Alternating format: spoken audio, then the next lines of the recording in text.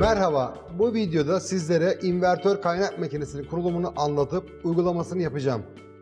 Çalışmaya başlamadan önce makinenin uzun ömürlü olması ve güvenli bir şekilde çalışması için bazı tedbirler alınmalıdır. Örneğin makinenin temiz hava akımı olan bir ortamda çalıştırılması, makine ömrünü uzatan önemli bir ayrıntıdır. Çünkü toz zerrecikleri havadaki nemi emdiği zaman makinenin elektronik devresinin düzensiz çalışmasına neden olabilir.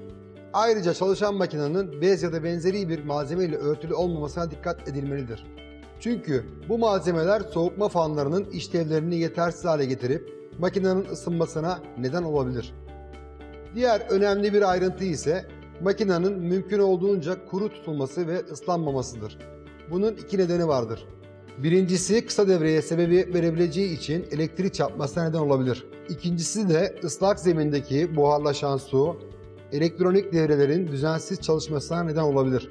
Özellikle kaynak ekipmanları konusunda yetkili olmayan kişilerin makinenin şase kapağını açmaları ve makineye müdahalede bulunmaları da hayati tehlikeye yaratabilir.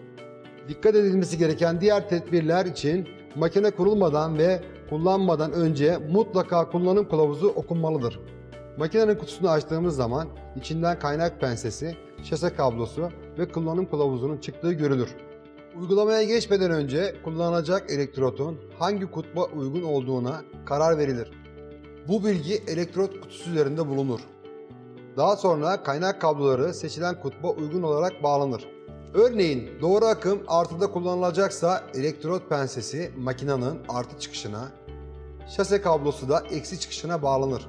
Soket kılavuz pimi üste gelecek şekilde yuvasına sokulduktan sonra saat yönünde çevrilir.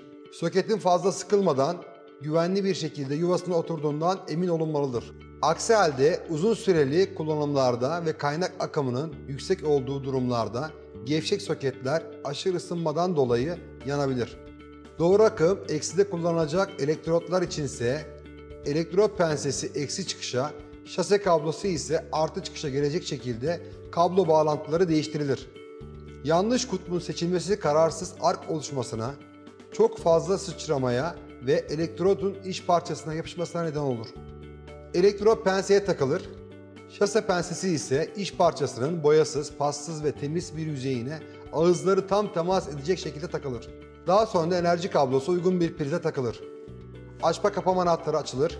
Elektrot çapına, cinsine, kaynak pozisyonuna ve elektrot kutusundaki bilgiye göre uygun kaynak akım değeri amper kontrol düğmesi ile ayarlanır.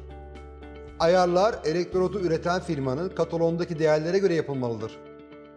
Elimizdeki 3 fazlı kaynak makinesi 2,5 ve 5 mm çapındaki rutin ve bazik karakterli örtüye sahip elektrotları yakmak için tasarlanmıştır.